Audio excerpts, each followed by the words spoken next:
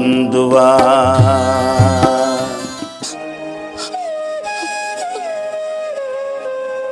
ఎవరైతే ఎల్లప్పుడూ నన్ను తలుస్తారో, నన్నే వారి రక్షకుడుగా భావిస్తారు, ఎవరైతే మనసా వాచ కర్మణ నేనే సర్వస్వమని అనుకుంటారో, వారేం చేస్తున్నా ఏ పనిలో ఉన్న గుర్తుకు తెచ్చుకుంటారో, ఎవరైతే సద్గ్రంథం చదివేటప్పుడు నేనే బోధిస్తున్నట్టుగా భావిస్తారో, ఎవరైతే నాకు సమర్పించినదే ఏమీయూ తినరో, అటువంటి వారికి నేను ఎల్లప్పుడూ రుణపడి ఉంటాను. వారిని కంటికి రెప్పలా కాచుకుంటాను.